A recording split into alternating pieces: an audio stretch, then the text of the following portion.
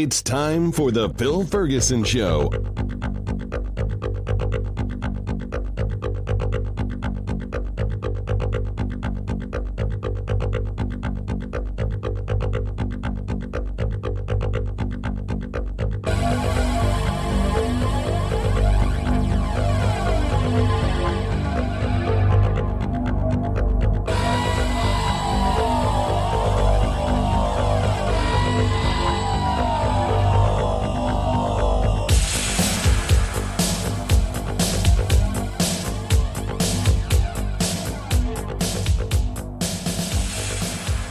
Well, hello, everybody. This is Phil Ferguson, and you are listening to The Phil Ferguson Show. This is episode 255, and I have to say, even though the show is coming out a little early, last week's show may have been the most comprehensively positive email that I've ever gotten from one of my shows.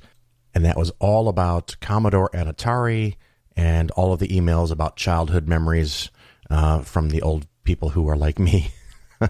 who grew up with those gaming systems. So I'm delighted that so many people liked that. A little concerned it was kind of off the normal topics, but since it is just my show, I can do whatever I want. I thought it was going to be interesting, and I'm delighted that so many people liked it as well.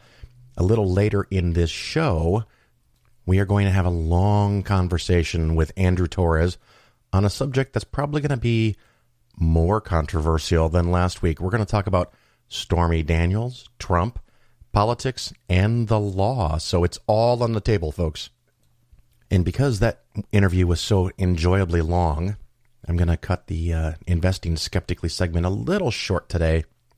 I have a couple of listener emails that I want to respond to and a couple other topics, and I'm going to shove some of them to the next show, which will probably be more than a week from now, just so you're warned. You should set your feed update to automatic.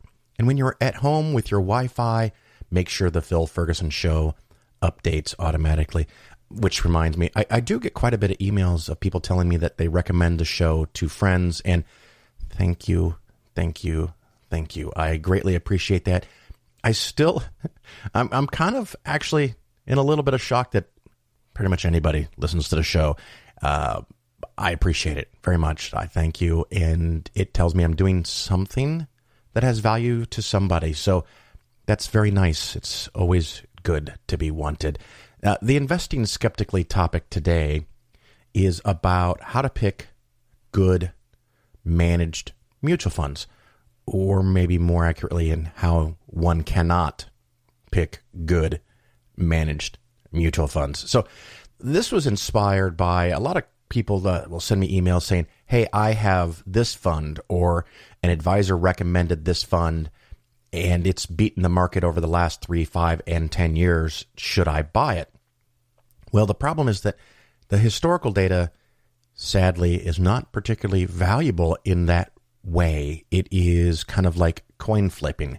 If you had 10,000 people flip a quarter, and a very small percentage of them had heads 10 times in a row, once per year in our analogy here, does that mean they are a better coin flipper than everybody else? No, it means that they had a 50% chance of heads the first time, and the second time, and the third time. And you would expect a small portion of people, if you have enough people flipping quarters, would eventually get 10 heads in a row. Doesn't mean they're gifted coin flippers. And that same kind of effect is the case with mutual funds. There is a certain percentage of funds that do beat the index over a longer period of time. Doesn't necessarily mean that they're better at it, and it definitely doesn't mean they're going to do it in the future. An interesting thing that I have from time to time, and it's always good for you to do, and I've talked about this many times because you can go do the research. Go to morningstar.com and sit down with your quarterly statement. You're about to get one from March 31st, the April 1st. You should get statements every quarter. If you aren't, then somebody doesn't have your right address, and you need to get on that shit because you need to see this. Take a look at the funds that you own, or the items that you own, or the stocks that you own, and you can put them in Morningstar and learn about them. And one of the things that I find often, and this is the case of what we're going to talk about today, is the funds aren't always exactly what you thought they were. I have had many occasions where someone will come to me and say, I hired this advisor, and everything they had was, best of the best, beating the market. But over the last X number of years, I'm underperforming. And sometimes I can look at their investments, and based on the funds that they picked, I can kind of guesstimate when they contacted this person, because when you look at 10-year performance of funds 5 years ago, so back in 2013, if I look at I'm in 2013 and I look at the best funds for the previous 10 years, I can pick those funds that did the best, put them in your portfolio, and then show you a historical number that looks amazing. But what happens in the next 5 years is you underperform. And you think, well, what happened? My advisor picked all the best funds. And so sometimes I can I'll research those funds and find out when they stopped beating the market, and know that they probably weren't recommended after that point in time, but they had to be recommended before that point in time. So it's a curious thing. I once had someone send me a proposal from an advisor, and they said, well, the market normally returns 10% a year, and the basket of stuff that they picked over the last 10 years has done 12. Phil, can you beat that? And the question's not even wrong. It's one of those things that it shows a very fundamental misunderstanding of the trickery that's being played by the other advisor. But to answer the question directly, can I produce a number better than that? Well, sure as fuck I can. I get a database that has 30, 40,000 mutual funds in it. Can I go pick a handful of funds that show a 10-year record that, when smushed together, beat 12% per year over the last previous historical 10 years? Yeah, that's comically easy. I can just take the entire database, go to the column that has 10-year data, sort it in descending order, and pick the first couple, and I can probably build you a portfolio that shows 20, 25% per year over the last 10 years. Great. Is that a good portfolio? Probably not. Is it going to make that much going forward? I'm going to bet against it, but those are the things that can happen. And so what inspired this in particular is not only those questions, which are great questions, and of course, if you have questions about your portfolio, I do what I can to respond to every email, and I've been told that I don't. So my apologies to a few people that have not been responded to. Yeah, please feel free to email me again. I do get very busy, and I now, sadly, fortunately, I guess, get a lot of emails. Phil@polarisfinancialplanning.com. Do not send your statement. Send me questions, send me information. Do not include your social security number. If we talk or set up a time to talk, and you've confirmed that you really have the right email address, and at some point you want me to go over your statement, if I can fit it in my schedule, I'll be happy to do that. Don't start by sending your statement, please. I'm asking you very nicely. I recently got contacted by American Funds. And American Funds is actually not a horrible mutual fund company. My favorite, anyone who listens to the show more than once is going to figure out, is Vanguard. But there's a lot of good companies that it's not like, and I'll use this 1 to 10 scale I'm trying to use to make sure that I'm not being, creating a false dichotomy. It's not that if you don't have Vanguard, you have shit. It's that I think it's hard to do better than Vanguard. You might have a company that's not as good. Fidelity has a lot of wonderful index funds. Are they as good as Vanguard's? Pretty damn close. Do they have the number of choices and options? No. So it's not as good, but it might just be fine if you use their index funds. Same thing with Schwab and many other companies. American Funds historically has pretty well-performing managed funds, at least compared to the market average. So if you were insisting on having managed funds, the American fund family is not necessarily a bad place to go. Does it perfectly fit with my philosophy? No. Does it meet all the criteria for index funds and the way that Vanguard has index funds that don't overlap and they don't do anything creative? No. And actually, I was going to talk about this, but it kind of jumped into my interview that you'll hear later. I often do research with companies that I do and companies that I do not like because I want to make sure I don't get trapped in a bubble and just reconvincing myself all the time that I'm right. Like most people, I like to think that I'm right, but I always like to question, am I right, and learn new things. So I will go to webinars and online videos from other companies and analyze what they have to say. And sometimes I actually do learn things. Recently, I talked about if you have a really old annuity that has appreciated a lot in value and the penalties and the costs and the taxes of getting out are prohibitive, I accidentally found a way to dramatically reduce your costs. I'm still not recommending annuities. As a matter of fact, I recommend against them. Do not buy them. But if you're stuck with one, I found a way that I could help you when I didn't think that that was doable. So I learned things. I've only done this 22 years, so I still have a lot to learn. Well, American Funds sent me this link, and they're talking about they have 5 U.S.-focused funds. Now, we'll talk about U.S.-focused that have been available since the very first index fund, the Vanguard S&P 500, and their headline is Myth. You can't beat the index over the long term. So first of all, those who follow logic know that that is a straw man. People aren't going around saying you can never beat the stock market in the long term. What they should be saying, and what I hopefully have said, is that is really, really, really difficult.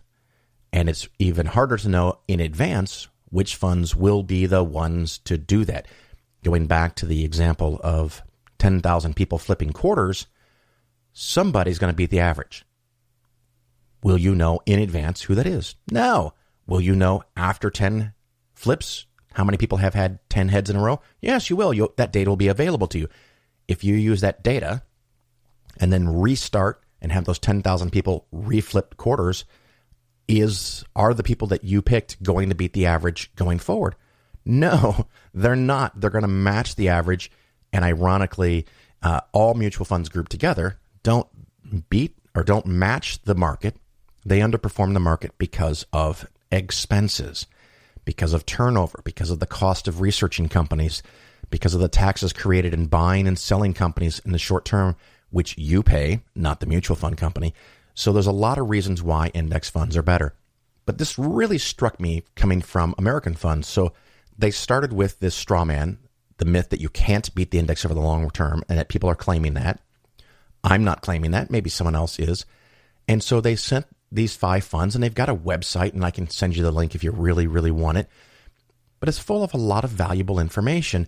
And it starts with a nice little chart video combination that shows how their 5 funds have just simply crushed. I mean, dramatically outperformed the S&P 500 in the last, 30 plus 40 years, since 1976. One of the things that I know is a neat trick is that if a mutual fund beats its selected index in the first year or two, it is likely to outperform over 20 years or 30 years, even if all the following years it underperforms, because it just got such a head start that it's hard for the index to catch up. Now, if you happen to buy that in 1976, congratulations, you made good money, assuming it wasn't offset 100% by the taxes and you were in a taxable account. But all that being aside, is that information valuable for you to buy going forward? So what I did is I went kind of backwards in time, 10 years, and found out that all 5 of these funds had a proven track record of beating the market from 1976 up until December 31st of 2007. So American funds could have made this claim 10 years ago. They may have, they may not have, I do not know. But let's say they made this claim in 2007, and now let's look at the following 10 years. So you bought this in January 1st of 2007, and we're now going to look at the results on December 31st of 2017. I hope I'm doing that right, but the data I'm giving you is 10-year performance, and this is from American funds. And I did check this in my database, and it matches, so that's nice. And so here is the data that they are providing. They are saying that the Vanguard S&P 500 Index Fund had an average return over the previous 10 years, ending 12/31 of 2017, of 8.37%. And their 5 funds underperformed 4 out of 5 times. One fund did beat that index at 8.98 versus 8.37. So, wow, okay, but 4 out of 5 underperformed, being behind by 0.2, 0.4, 0.7, 0.2, and the 5 as a collective group underperformed by only 0.1%, because the one fund beat it. So if you had put 20% of your money in all 5 of these funds, you would have underperformed the S&P 500 index. So they're really close, but they still underperformed the index. So they beat the average for mutual funds, but they still did not match the performance of the index fund. This is not including tax consequences. If you're in an IRA or a 401k, probably not going to be relevant. But if you had these investments in a taxable fund, the fact that these mutual funds do some buying and selling, it's not huge, but they do, and you're going to have some taxes year to year, and you're going to have more taxes at your marginal rate because of short-term trading activity, and you're going to have slightly higher expenses due to them paying them to do these trades. So the performance is not quite as good as they show, but it's still not terribly awful. And then I realized that they are comparing to the standard, the investor share class of the Vanguard S&P 500 fund. You can get the Admiral share of the S&P 500 index fund if you have at least $10,000. And the performance of that fund over the last 10 years is not 8.37, but 8.49. Also over the last 10 years, they're not comparing themselves to the total stock market index. They're comparing themselves to the Vanguard S&P 500. The S&P 500 is usually pretty close. It's in the ballpark, at least over the long 10, 20, 30-year time frame.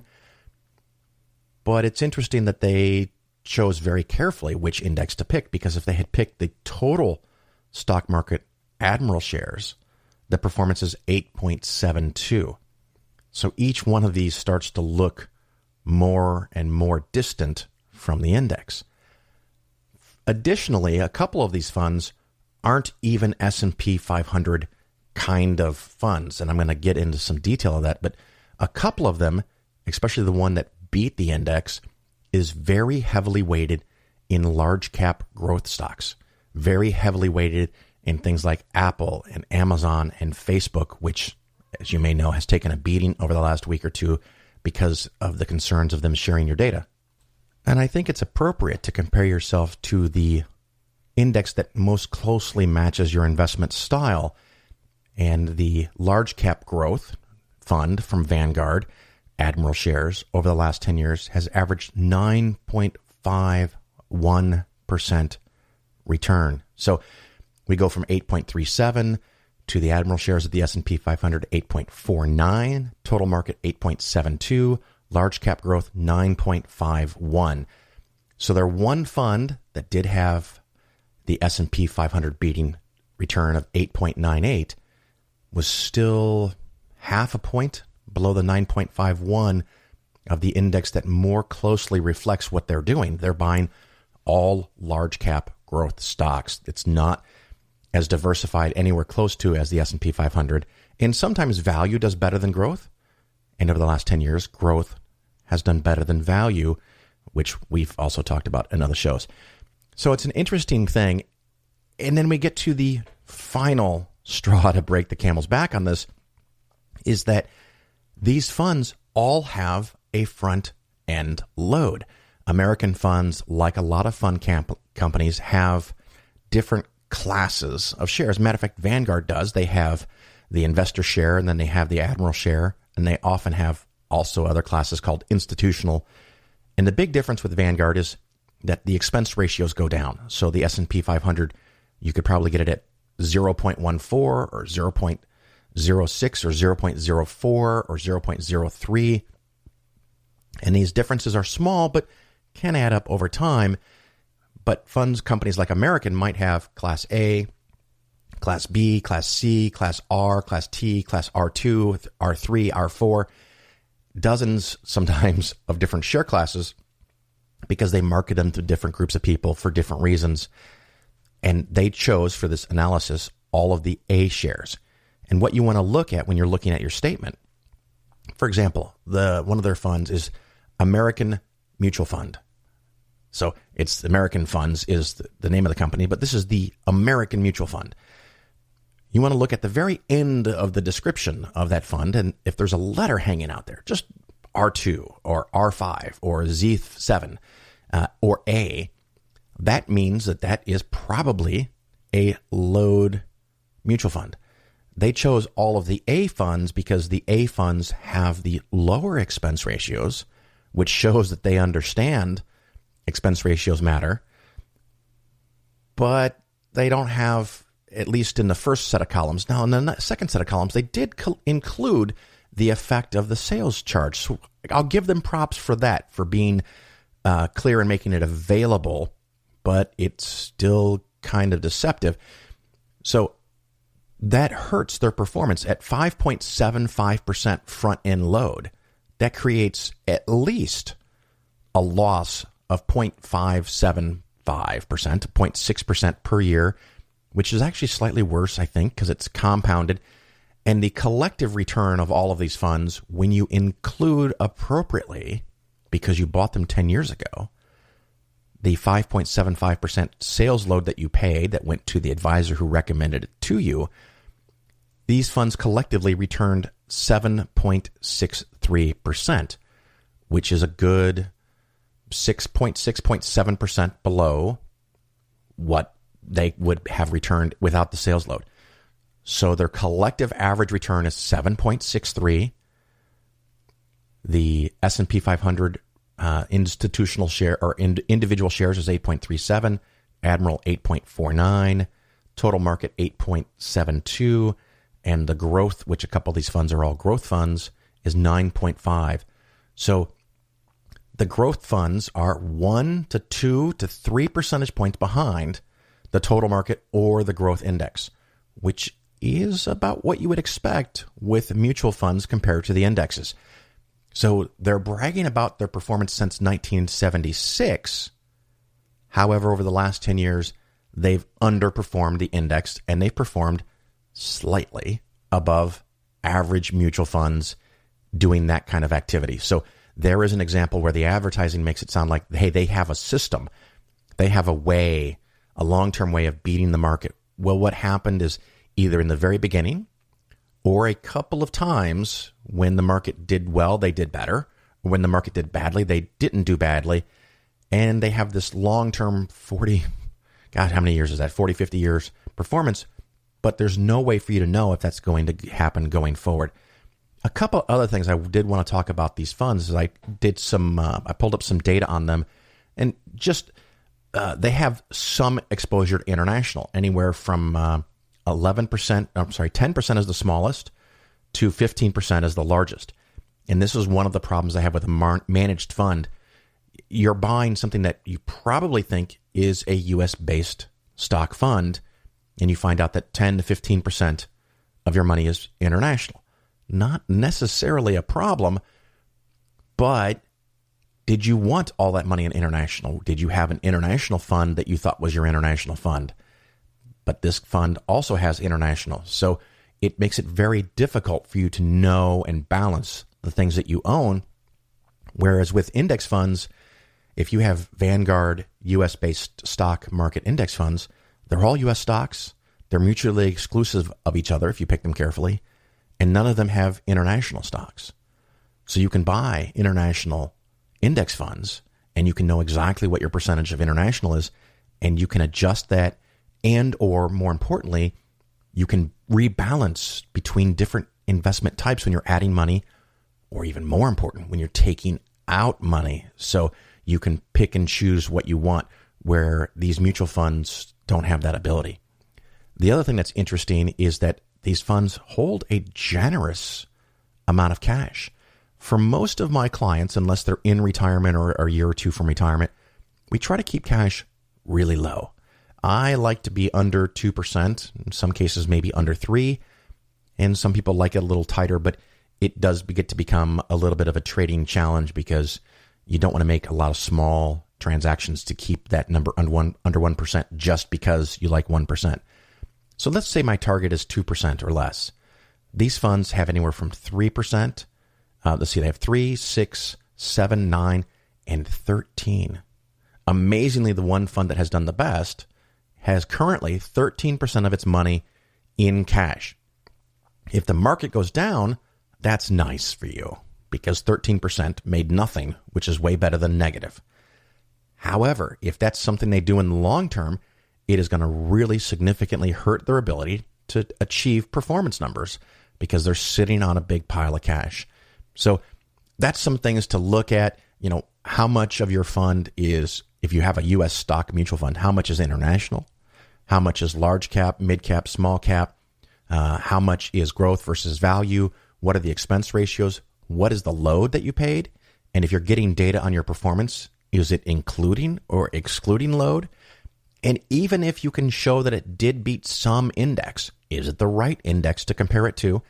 And of course, the final thing is, will it do that in the future?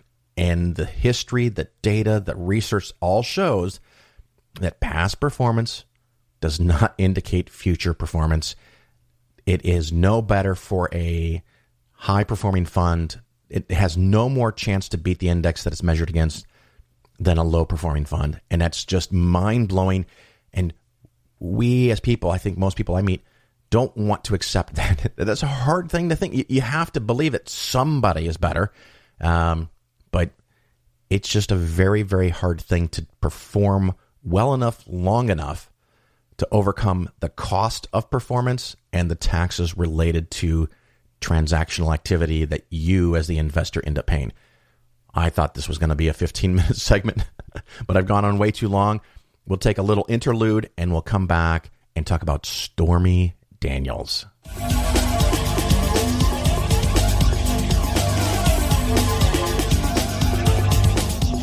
What if you're wrong? Well, what if I'm wrong? I mean, anybody could be wrong. We could all be wrong about the flying spaghetti monster and the pink unicorn and the flying teapot. You happen to have been brought up, I would presume, in the Christian faith. You know what it's like not to believe in a particular faith because you're not a Muslim, you're not a Hindu. Why aren't you a Hindu? Because you happen to have been brought up in America, not in India. If you'd been brought up in India, you'd be a Hindu. If you were brought up in Denmark in the time of the Vikings, you'd be believing in Wotan and Thor. If you were brought up in classical Greece, you'd be believing in Zeus. If you were brought up in Central Africa, you'd be believing in the great Juju up the mountain. There's no particular reason to pick on the Judeo-Christian God in which, by the sheerest accident, you happen to have been brought up, and ask me the question, what if I'm wrong? What if you're wrong about the great Juju at the bottom of the sea?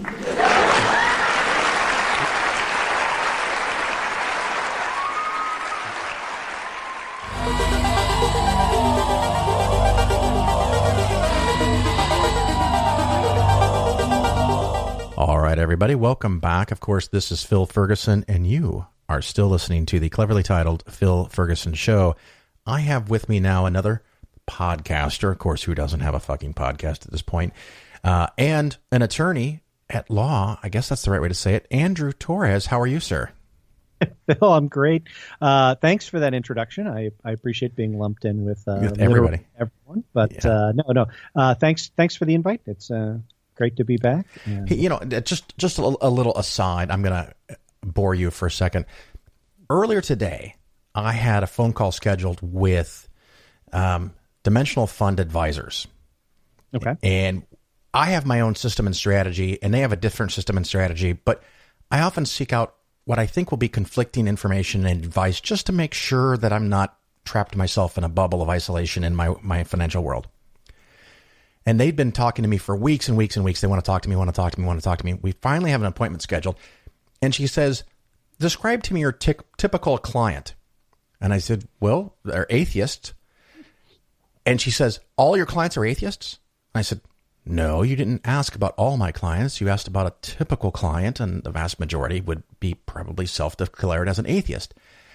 And we talked for another minute or two, and then I'll just say for now, we got disconnected.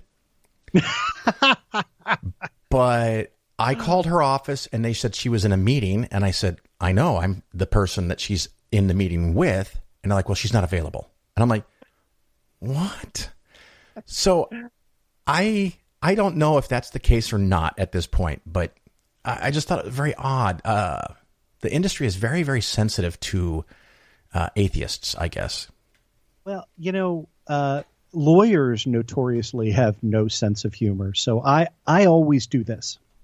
That I spent 16 years in big law firms before going out on my own. This is year 4. I have never been happier. But I'm still, good friends with a lot of folks that are at the previous firm that I was at for over a decade.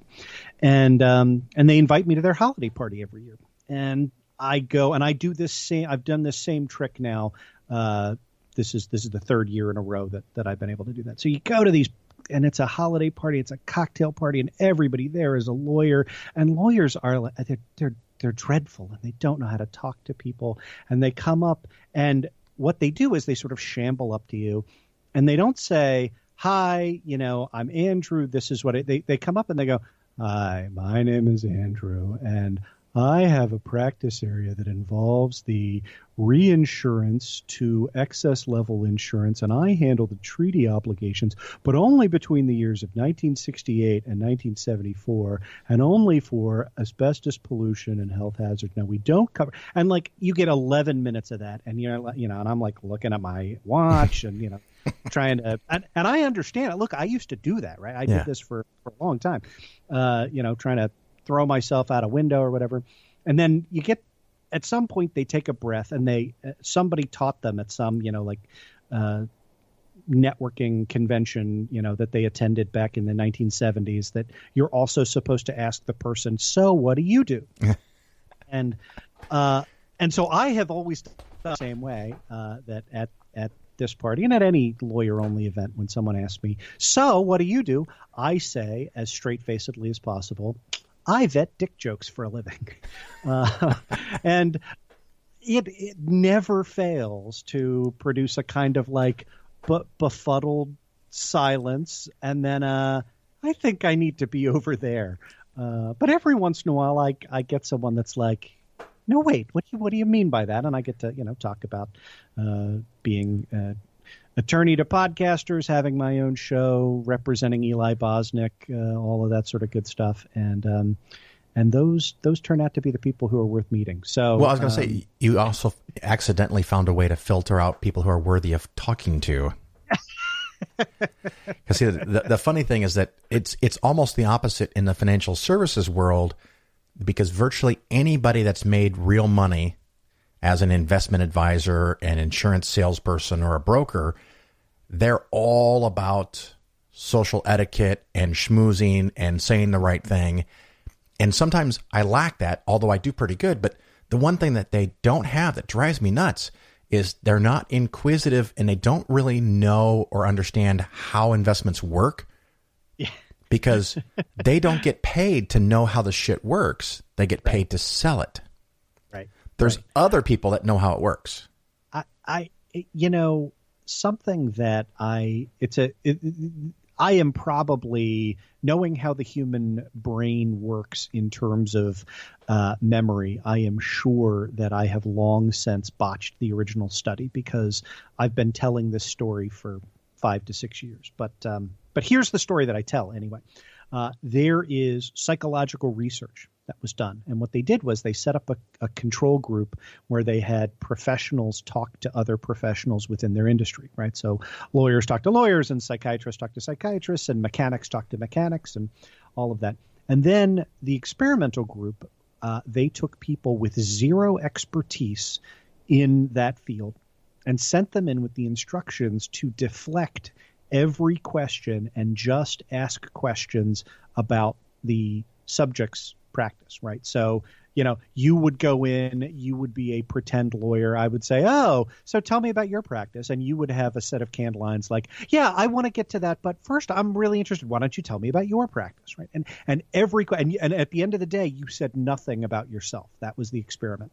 And you can probably anticipate where this is going. The experimental group not only scored higher, right? It's no surprise they scored higher on likability and everything else. They scored higher on asking the subjects to evaluate the knowledge of the person to whom they were speaking.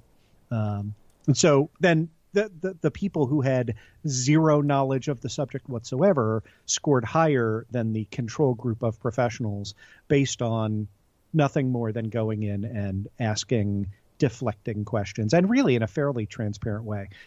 So I think it goes to show that nobody respects anybody more than they respect somebody who wants to let them talk. Yeah, it's funny. I have these battles in my head because I know about a lot of these things. Yeah, and some intentionally, some accidentally, I use a lot of these things, and it concerns me sometimes how well they work. And it's a weird thing because by expressing this concern, it may actually be counterproductive to my ability to make money, but that's how I talk.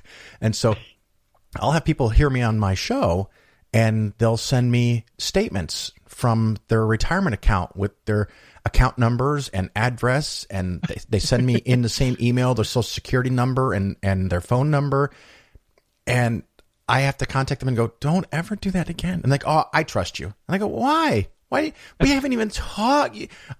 I could be making all this shit up.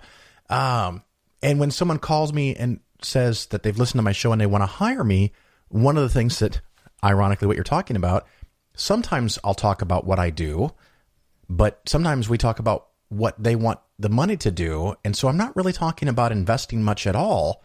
And it makes them really think that I know what I'm doing. And maybe it's just because I do, but yeah, you know what I'm saying? Helps. I always second guess myself that am I being too, I don't know. Am I being tricky even whether I know it or not, or am I just being honest? I don't know. You know what I'm saying? I do. One of the things I tell people all the time is I draw the analogy to doctors, and I say, look, if somebody were about to recommend risky and exploratory surgery that's only partially covered by your insurance, and it was going to cost you a couple of $1,000s to do it, and this is your trusted family physician of the past 30 years, you're going to walk out of her office and you're going to go find a second opinion. Everybody does that with doctors, and nobody does it with lawyers. And I don't know how often they do it with financial advisors. But I tell people all the time, like, yeah, this is what I would do. This is what I would charge you. Feel free to call, shop around, call other people, talk to somebody else, get a second opinion, get a third opinion. I'm pretty confident in, what I'm telling you, but I want you to share, right? Like I know I'm good, well, but I want you to share in that confidence, right? I want you to come back and go, yeah, no, I'm not just buying into what you're selling. I've gotten a second opinion. I've done the research and now I'm ready to go ahead. Well, the funny thing, and hopefully we're going to do a little segment on your show somewhere in the near future. Yeah, absolutely. Talking about how the Trump administration has killed the new rules for fiduciaries, where salespeople have to actually put clients' best interest first, which it's not the law. That cracks me up. That in my industry, 90 to 95% of people, whether they're insurance salespeople, they're brokers, financial advisors, and of course, almost all of those terms don't have any regulation, by the way. I can say I'm a financial advisor and I can give you advice that's horrible and bill you for it, and I don't have any obligation for it to be good advice. That was about to change, and it didn't. And since I do follow the fiduciary standard, I have this incredible competitive advantage because people will say, well, I want to compare you to what I have now.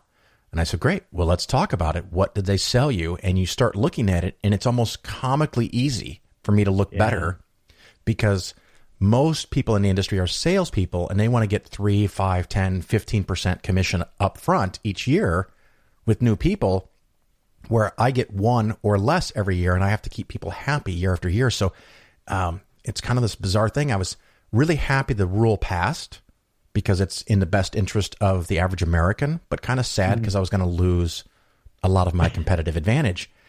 And so now Americans get screwed and Phil makes even more money. It's kind of weird. Yeah, and we covered the DOL rule, the fiduciary duty rule twice on the show. First, when it passed under the Obama administration, Department of Labor, and then second when in the middle of the Trump administration, it survived numerous cherry-picked court challenges in the most conservative judicial districts in the country, because there really wasn't good grounds to block the implementation of the rule. And from sort of never underestimate the avarice and corruption of the current administration. The folks that I knew who were at big insurance companies that shall remain nameless on this podcast, who, had, quote, financial advisors and, of quote, who were really, salesmen selling product, told me that internally they were gearing up for the rule to go into place, right? They fought it as hard as they could, but then they thought, they were sort of at the end of the rope, and that, they were preparing for this rule to go into play. And we should say, right, like it is called the fiduciary rule because the requirement is that someone who holds themselves out as a financial advisor act in a capacity known as a fiduciary, right, which means that you have a duty of good faith to your client that is comparable to the duty that a CEO owes the shareholders of a corporation, right? This is not utmost good faith. It's not an onerous standard. It is not, right. It is not something where if you make a recommendation and, a stock happens to go down next month, I can turn around and sue you, right? It's not a high bar to clear, but no, and it's funny, and we'll get into more detail, of course, on your show because we got to bait some listeners to go over there. The rule that had passed, which is now apparently dead, and I'll explain why on your show. It didn't even apply to all accounts, but that's another topic. They can hear that on opening arguments. Why don't you tell us for a few minutes about your podcast? Sure. So. My show, I co-host it with Thomas Smith, who has about 9 other podcasts and has been doing the podcasting thing for 9 years now, he got involved when he was ridiculously young. I mean, I think, a teenager. Right. And B, I mean, for basically about as long as people have been podcasting, Thomas has been podcasting. He's the best interviewer I know. And no insult intended to you, none. I interview a lot of folks on Thomas is amazing at his ability to interview people. And I think you did an episode of Serious Inquiries Only, right? I did opening arguments. Well, I know you did. But I thought you had previously done either Atheistically Speaking or SIO. I sound so awful. That's okay. I've been on about 30 podcasts in the last year. Yeah. Anyway, so Thomas is amazing, and his job on the show is to stop me when I am hip deep in the difference between personal jurisdiction and subject matter jurisdiction, and see the long arm statute tells you, and for him to be like, Andrew, wait. Well, and break this down so sensible humans can listen to it. You won't be surprised, and he has often said, and that was all one sentence or something like that. I like that. I appreciate the nuance and the detail that you have that many shows don't have. And like we were talking about earlier, shows that have dick jokes have their place, but shows that give very detailed critical legal analysis have their place. And hopefully a show that does financial information has its place. Absolutely. I mean, I think we give you a shout out pretty frequently, and you're in heavy rotation on my podcast player. Our goal. Look, you and I have done the background thing before, so we are both atheists. We're both left of center. We're both politically active in that way. I make no bones about where I come from on the show, but what I try and do on the show is to correct misimpressions that people have about legal stories in the news. And it will not surprise you to learn that those of us on the left and lefty media sources get it wrong. Boy, I don't want to say just as often, because the right wing has a massively financed propaganda arm run in coordination with the White House spreading disinformation. So it's not as bad. But look, when your friend spreads a meme that comes from Occupy Democrats on Facebook, that's probably fake, right? Yeah. I did.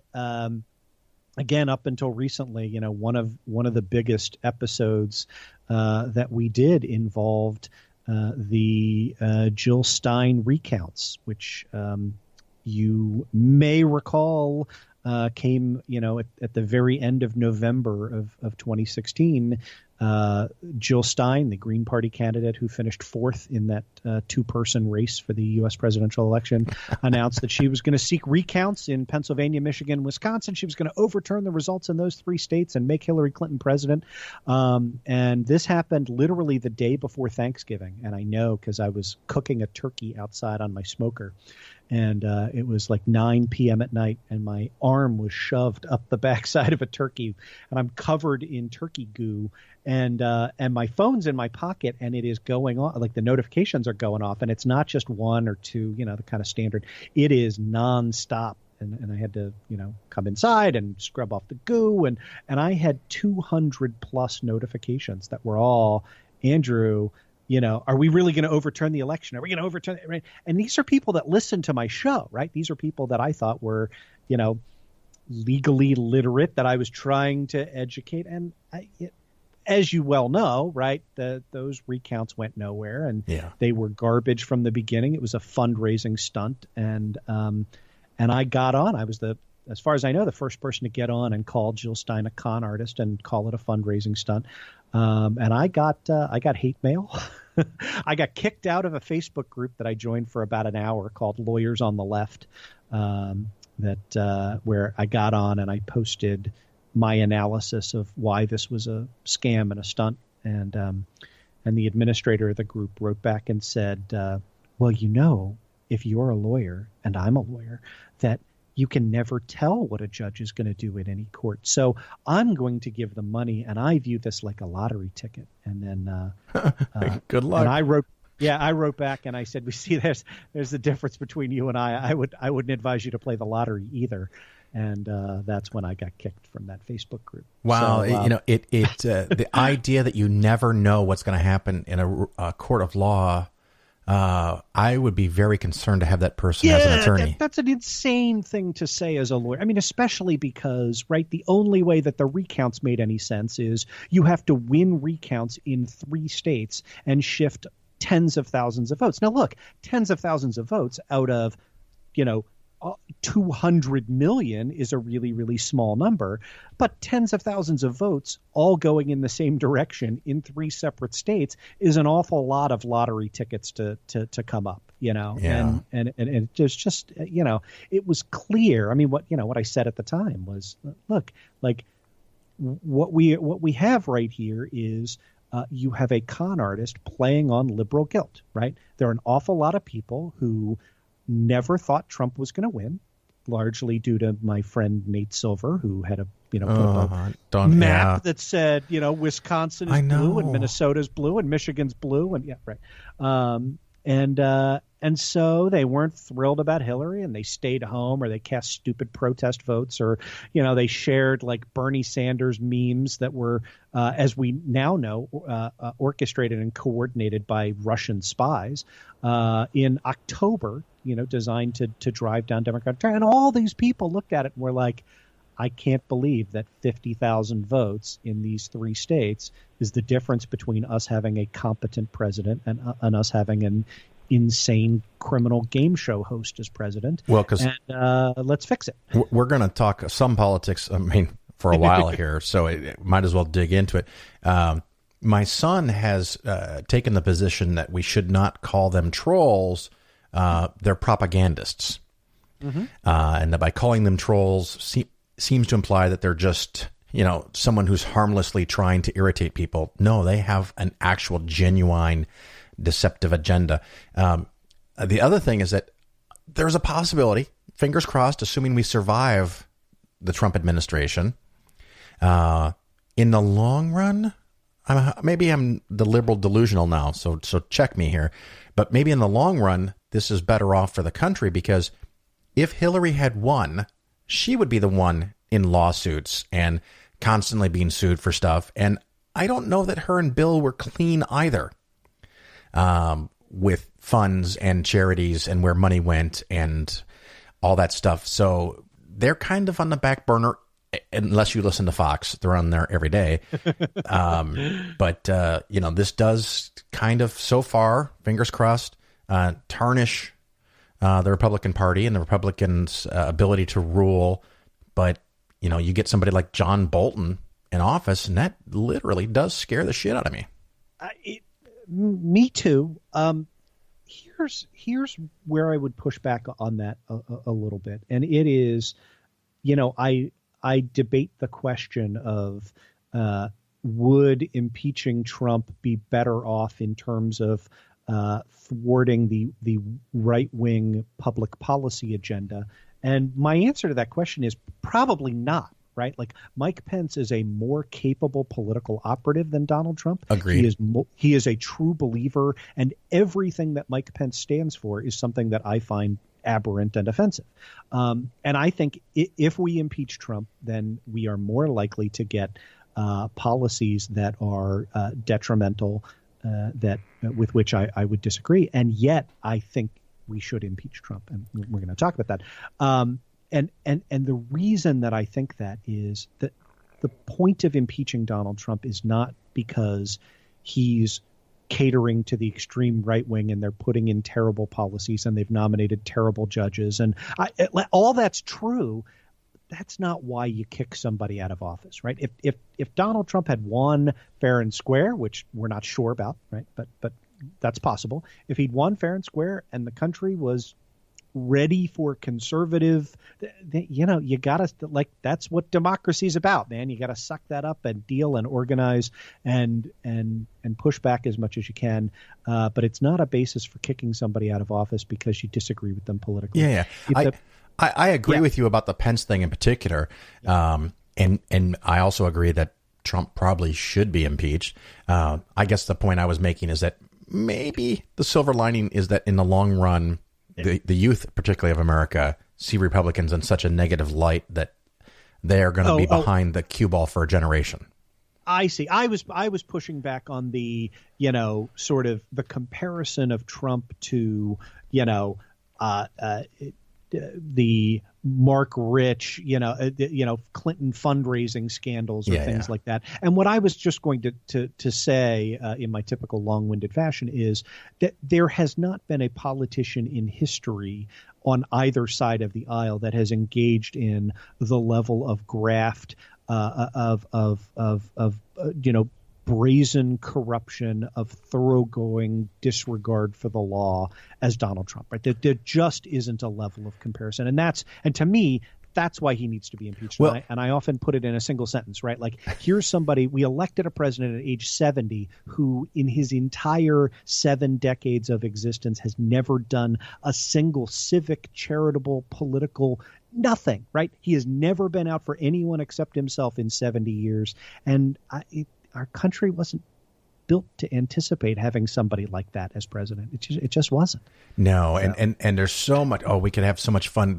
I'll take the job here of focusing. All right, because it's going to be in the title of the show, along with your name. You see, you're going to get double billing. I'm still not sure who goes first. But Stormy. Yeah. What? So I listened on your show a couple of weeks ago, maybe a month or two ago. Time starts to slip by when you get this old.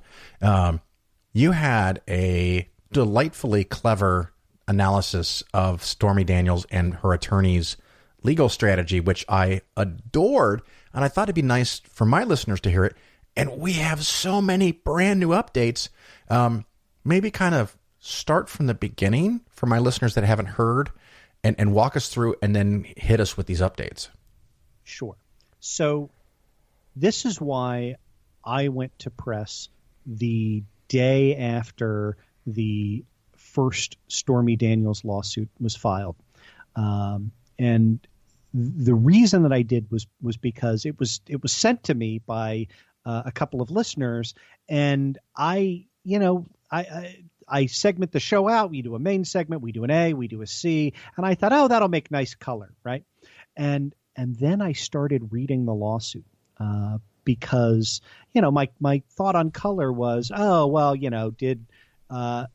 did Donald Trump prior to the presidential campaign have an affair while his wife was pregnant? All of the salacious stuff. And then I read the lawsuit and I realized that what we were dealing with is tangible evidence of an impeachable crime.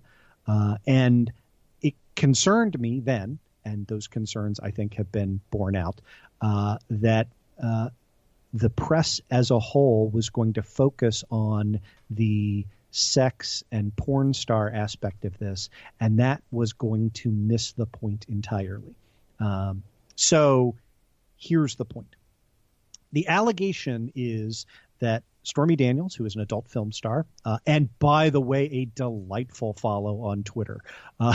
She is a highly intelligent woman. Indeed. I was very impressed with her 60-minute interview, which we'll get to eventually, but go on. Yep. Very intelligent woman, batting down the trolls on Twitter left and right, correcting their grammar and spelling. It's just, if you can, as I say, it's not safe for work unless you work for me. So do it at home. But it was an unbelievably delightful follow on Twitter. So she had an affair with Donald Trump in 2007, which who cares? I do not care. I do not think Democrats should care. I do not think Republicans should care. No one should care, right? But in 2016, in fact, in October of 2016, that information was about to become public. And so the allegation in the lawsuit is that Donald Trump had his lawyer, Michael Cohen, his fixer, his Winston Wolf, if you will, track down Stormy Daniels and get her to sign a non-disclosure agreement. That's how it's been portrayed in the media. And so the lawsuit is a declaratory judgment lawsuit. And a declaratory judgment just means exactly what it sounds like. You go to the court, you say, there are differing interpretations of this potential contract, and we want you, the court, to tell us what the contract means. And so Stormy Daniels, via her lawyer, went to the court and said, we want you to tell us if this contract is binding or not. And in particular, our argument is that it's not binding, and here's why. And they attached it was for the first time somebody attached one of these contracts to their complaints. And all of a sudden my world changed, because I was thinking that this was going to be a non-disclosure agreement, because that's what everybody's been calling it in the press. Right. That's not what this document is. This document is a settlement agreement. And here's the difference between a non-disclosure agreement and a settlement agreement. In a non-disclosure agreement, you say, I don't want this thing to be said about me, and I am willing to pay you to not say this thing about me. So an example of when you might use a non-disclosure agreement, you have an employee and you fire said employee. And when you are departing, you might have a severance and release. And you would say to the employee, like, hey, I know you're not thrilled about being fired, but why don't we sign this document? We're going to give you a sum of money. And then one of the conditions is, after I pay you the money, you can't run around and badmouth me in public, right? And the reason you sign that is not because you think the employee is going to say true things about you, but because you think the employee is going to say false things about you, right? You say, look, this guy's mad that I fired him, so I am going to pay him money and give him other consideration. And that's going to ensure he doesn't say lies about my business that could potentially hurt me in the market. And, my legal practice is in the greater Baltimore area, and Baltimore's a pretty close-knit community. So that's a non-disclosure agreement. A settlement agreement is when you have a lawsuit or threatened lawsuit by and between two parties, and they come together to compromise their claims. And the critical aspect is that in a settlement agreement, by definition, what you are buying the release of are true claims rather than false claims. If something is false, you don't have a claim against someone. They don't have a claim against you, and there's nothing by which you can buy. And so all of a sudden, I scrolled to this, and it's Exhibit 1 in Stormy Daniels' complaint. And I looked at the title, and it says, Confidential Settlement Agreement and Mutual Release, Assignment of Copyright, Non-Disparagement. I'm like, well, this doesn't seem to be a non-disclosure. And I look through, and it contains allegations. Okay, so the parties have a 2-layer set of aliases. So Donald Trump is referred to as David Dennison, DD, and then there's a separate letter that says Dennison is Trump. And the initial genius of the lawsuit was forcing Trump to choose whether he was DD or not. As it turns out, because Donald Trump surrounds himself only with sycophantic morons, he's actually admitted in open court that he's DD. He has filed a lawsuit against Stormy Daniels, signed his name to this one that says, in effect, I am DD and I demand $20 million in exchange for... He got baited into that, and he can't help himself, no matter what. Yeah. So listen to this, right? This is Section 2.2b of the agreement. It says, DD, Donald Trump, I'm just going to replace DD with Donald Trump because he's said he is. Donald Trump claims that he has been damaged by Stormy Daniels' alleged actions against him, including but not limited to the alleged threatened selling, transferring, licensing, publicly disseminating, and or exploiting the images and or property or other confidential information relating to Donald Trump, all without his knowledge, consent, or authorization. And then that term is defined, that confidential information is defined as information, some of which is in tangible form, which includes certain still images and or text messages which were authored by or relate to Donald Trump. That is defined as the property. So you put just those two paragraphs together. This is just the intro to the agreement, by the way. You put those two paragraphs together, and what you have is Trump, through his lawyer, in writing, in a document that has now been submitted to several courts, saying Stormy Daniels has text messages authored by me and photographs that relate to me, which I claim, I as Donald Trump, claim cause me civil public harm, right? That is inconsistent with the story that the Trump administration and Michael Cohen have been trying to tell, right? Which is, no. What we were trying to buy was we were trying to buy her silence because she was making all this up, and that's what I thought, right? If they'd done a standard NDA, right, like that, then that's why I thought this was not going to be a particularly significant story. Had they done it that way, they could maintain plausible deniability. But once you've said you're settling claims, you've said, I have legitimate claims against this person. And you cannot have legitimate claims against someone if the stuff they have doesn't actually damage you. Now, why is this a crime now and not a crime in 2007? And the reason is that this agreement was signed October 28th, 2016. That is 11 days before the election.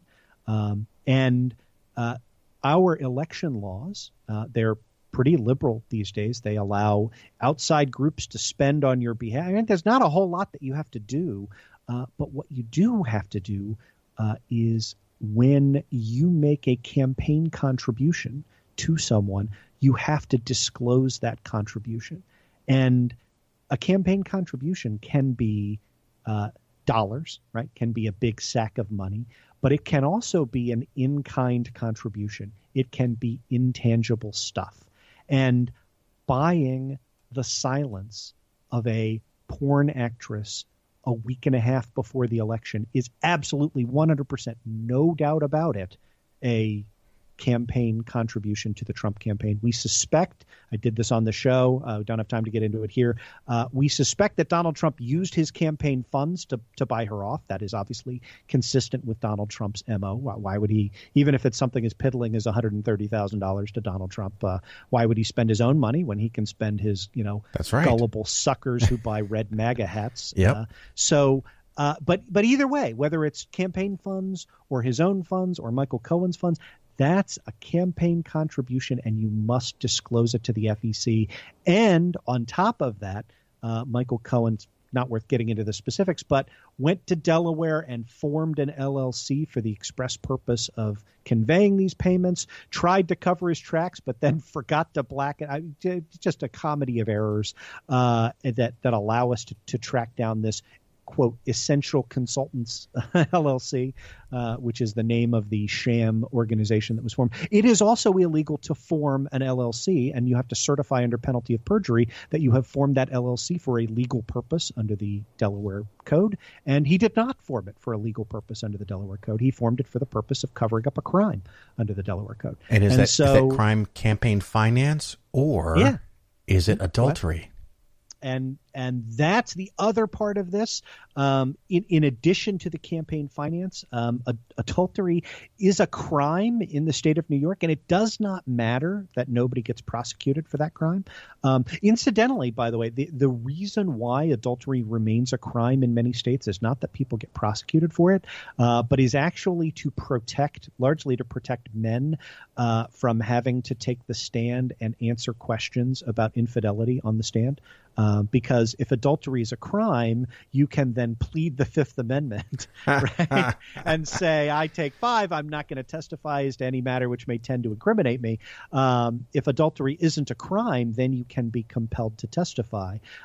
So there's good reasons why adultery is a crime in many jurisdictions. And it's a crime in New York. And it is very clear that in addition to covering up the extant campaign violation, it was also designed to cover up the crime of adultery. And by the way, the New York statute, we get this question a lot.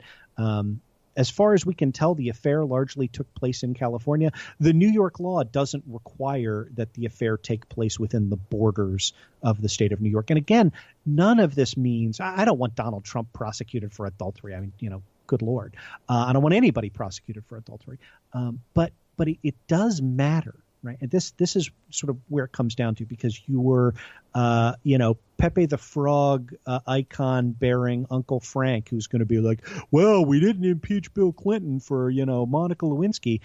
And I just want you to remember this single line, right? Which is, hey, you know how you heard Monica Lewinsky's story? That's because Bill Clinton didn't form an illegal company to try and buy off her silence. Right. That's the difference. This is not about who Donald Trump has sex with. Good Lord, could I not care about that? And do I not want to think about it? It's not about who Bill Clinton had sex with. It is about were there serious crimes committed prior to and after Donald Trump assumed the office of president of the United States. And this document, coupled with, crazily enough, Donald Trump's own admission in open court, shows that there were. And it is astonishing to me if we establish a standard that says, it's no big deal if the president hires his lawyer to directly go out and illegally silence a witness with relevant information 10 days before the presidential election. If that's truly the new regime we live in, then we are on the fast track to Putin's Russia. I mean, that is just. And Trump's attorney Cohen has already admitted that he paid the money, and apparently he claimed it was his money, and that no one was going to pay him back, which makes it the campaign contribution problem. But then again, on 60 Minutes, there was some document that now calls that into dispute. Are you up to speed with that? Yeah, I am. And let me be really, really, this is an example of what lawyers do. Michael Cohen never said, I paid Stormy Daniels out of my own money. What Michael Cohen said was, I facilitated the payment of funds to Stormy Daniels using my own money. Okay.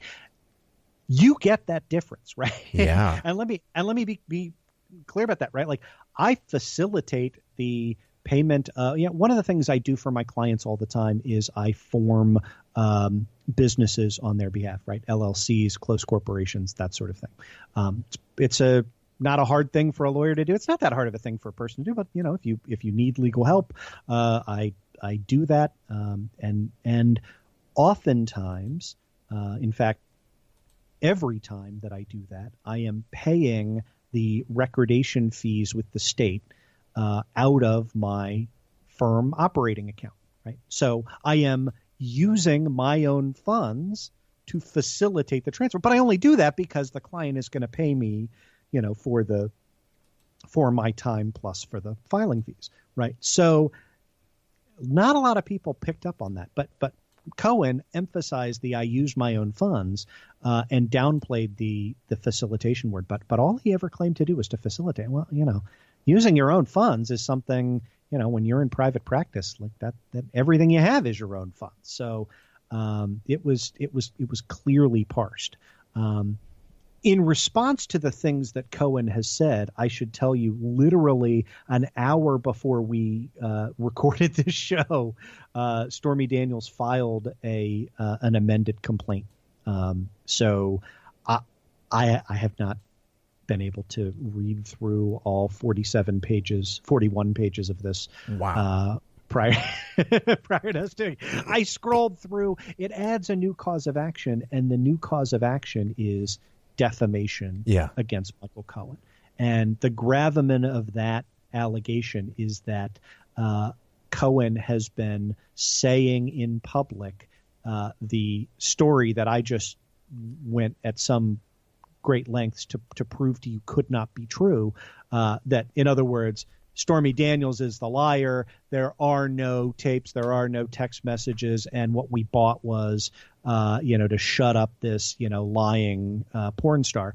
And they've now sued him for defamation in making statements that are provably false in connection with this entire affair. And one of the things that we talk about on opening arguments all the time is it's really, really difficult to sue a public figure for defamation, right? The standard is New York Times v. Sullivan. The way we jokingly refer to it on the show is, when you see the National Enquirer has that, runs the headline of Hillary Clinton gives birth to Bat Boy, like, that. Why didn't Hillary Clinton sue the National Enquirer into non-existence? Because so long as you meet the New York Times v. Sullivan standard, which is you may not publish something with reckless disregard of the truth or knowing falsity, then you're okay. And so what the National Review says is, hey, look, we weren't recklessly disregarding it. It's highly unlikely, but here's our source that said Hillary Clinton gave birth to Bat Boy. And as long as you've done some minimal effort to ascertain the truth, that's not reckless disregard. So as I say on the show all the time, the standard is Bat Boy, right? So when you sue a public figure for defamation, it's got to be worse than Bat Boy. And I'm telling you, this allegation against Cohen, if true, is worse than Bat Boy, right? It says you are saying something you know to be false in public, and you are saying it to defame the character of Stormy Daniels. He's been doing over and over again. So I love it. I think we titled our episode "Stormy Daniels is a Legal Genius," and I stand by that. And we did that obviously, but I wanted to do that because I am concerned. I continue to be concerned that that it's easy to focus on the salacious details and the sex, and this is not about the sex. This is about criminal behavior. I had to I'm going to, I think, resist my primary urge. My first urge of a show title was going to be something like Stormy-Daniels Full Frontal. But I thought, no, because now that plays up the whole porn thing, and I want to play up the legal thing. So, you've got the attorney going out there. You've got Stormy-Daniels' attorney putting up pictures of a DVD. Yeah. And he's been interviewed. And, boy, that guy is a good interview, isn't he? Yeah. Avenatti, he really, and a couple of people have asked us, why aren't we giving a shout out to her lawyer? And obviously, her lawyer deserves, the lion's share of the credit in crafting the strategy. But again, I think it from somebody who is about to and has been several weeks of taking a beating in the press, I don't mind sharing the credit around a little bit. If I can shamelessly plug 2 episodes of the show to kind of follow up on this, our Friday episode, which is 158, talks about the superficially similar lawsuit filed by Karen McDougal, who's a former Playmate of the Year, who alleges a sexual encounter at the same time, 2007, between herself and Donald Trump. And I don't think that's impeachable at all. And I break that down for about 20 minutes at the beginning of episode 158. And so if you're, we haven't had, we've said it as sort of the top line that this isn't about sex, it's about the crime.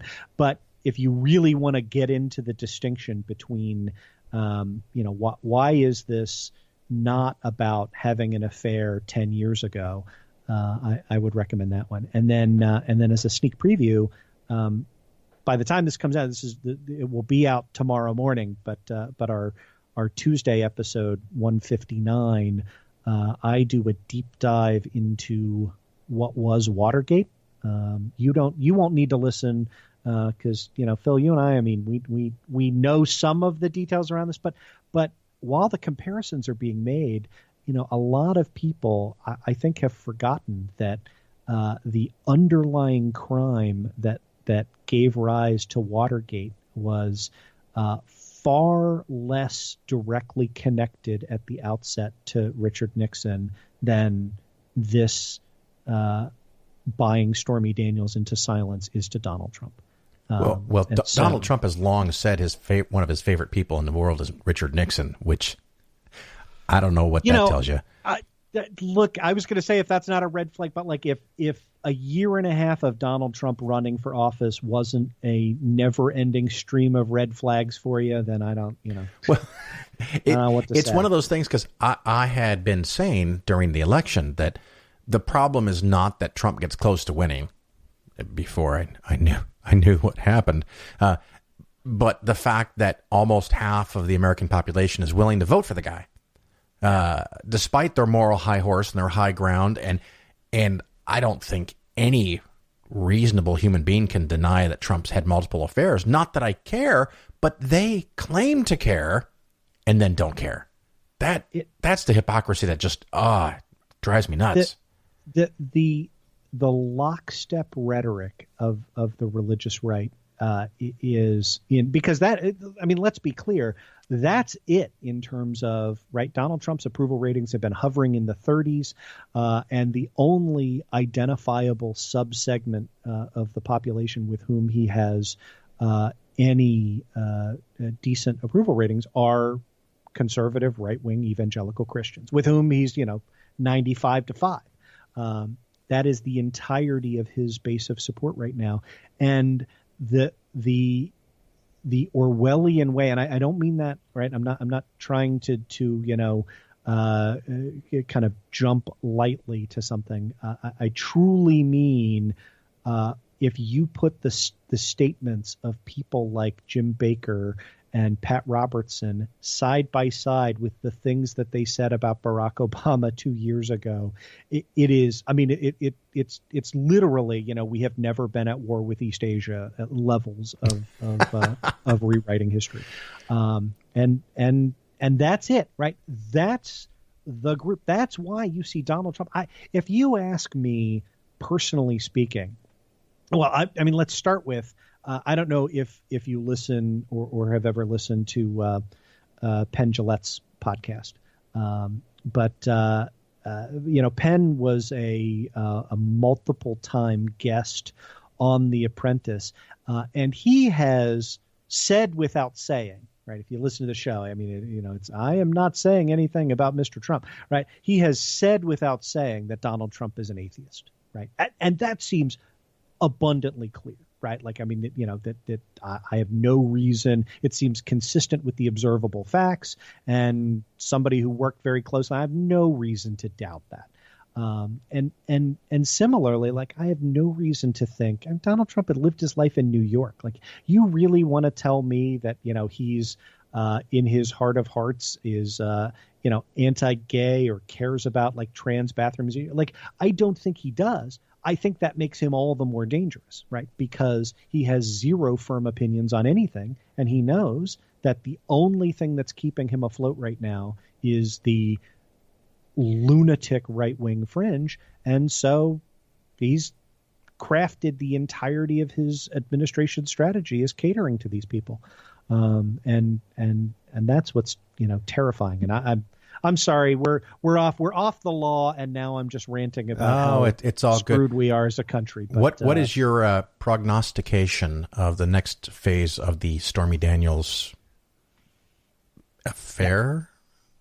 It is going to be Stormygate. It is going to be Stormygate.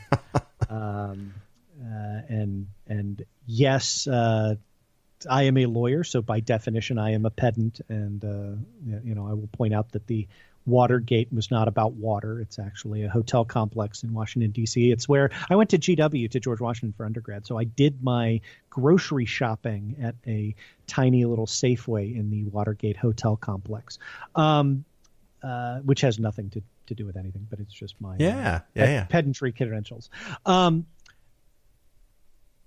In addition, so this dovetails in with my shameless promotion for Tuesday's show, episode 159. All of these wheels, right? The machinations of justice, the shift of public opinion being translated into mobilization of support in the Congress for impeachment. All of these things, even when we can find an identifiable moment, they move slowly. So I'll give you another free preview of tomorrow's opening arguments. After the Saturday Night Massacre, right, which was when Richard Nixon ordered his attorney general to fire the special prosecutor, his attorney general resigned, the assistant attorney general resigned, and then Richard Nixon had to get one of the most evil men in American history, Robert Bork, delivered via limo to the White House to be sworn in as acting attorney general to go fire the special prosecutor. And Bork happily did so because he's a evil demon. That was the Saturday Night Massacre. That dropped Nixon's approval ratings to 25% within the next polling being done. Right, this was 1973, so to poll they had to take out surveys via number 2 pencils and put them in with punch cards. So it took a while, but it overnight, essentially, it dropped Nixon's approval ratings to 25%.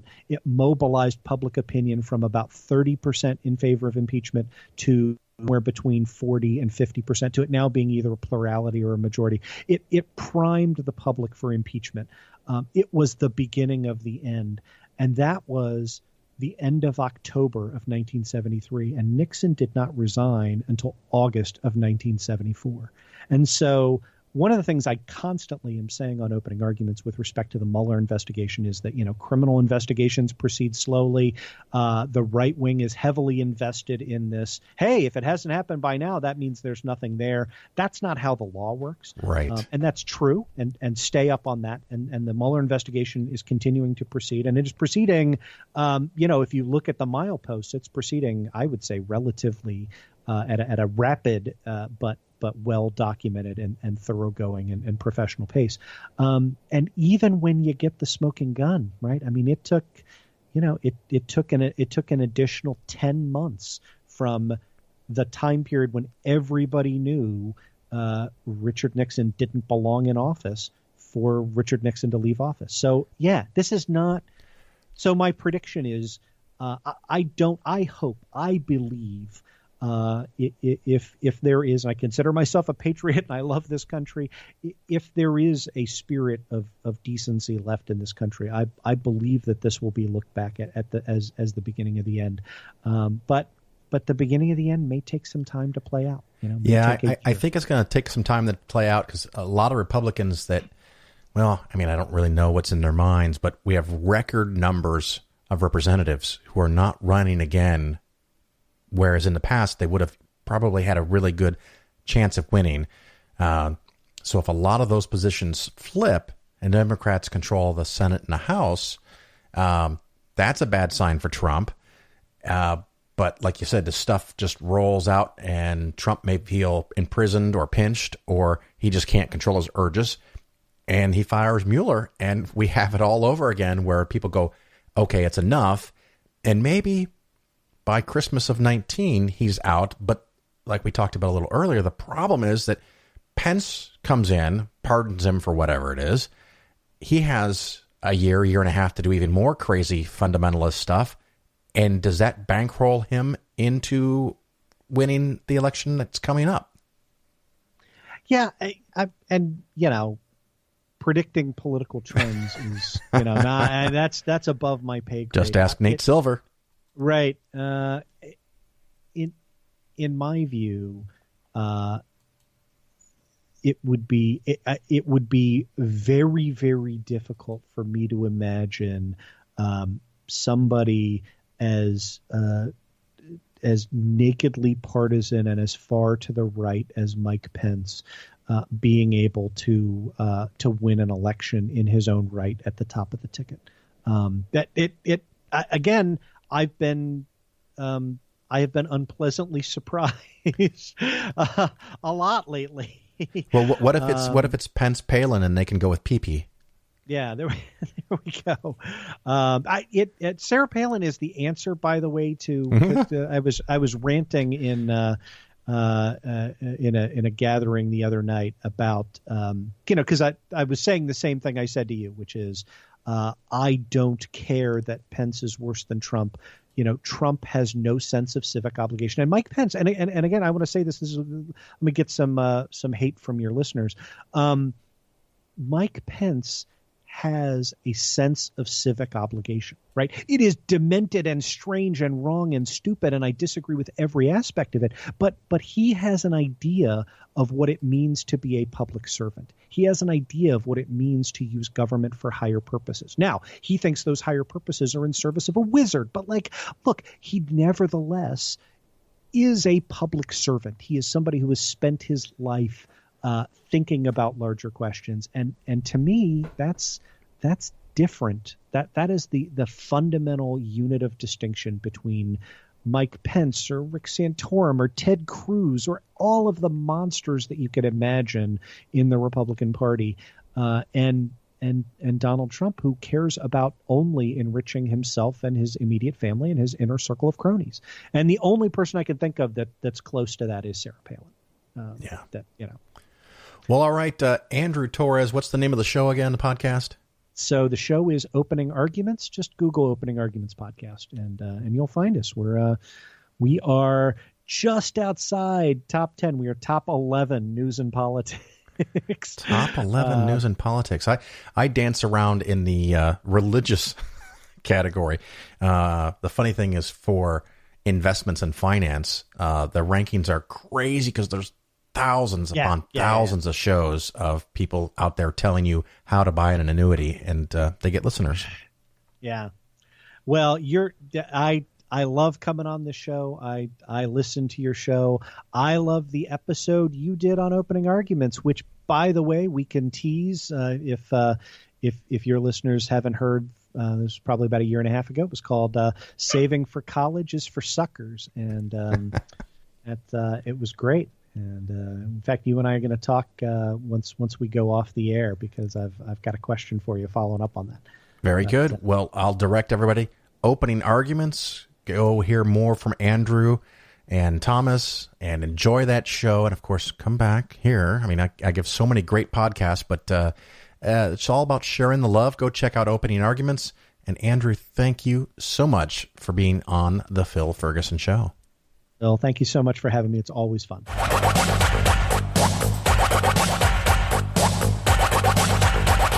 You're listening to the Phil Ferguson Show. Of course, it's time to wrap up the show, and I'm going to keep this very short and sweet because there are no reviews. Makes me sad. But if you like the show, I appreciate you recommending it to your friends. Of course, you can go give a review.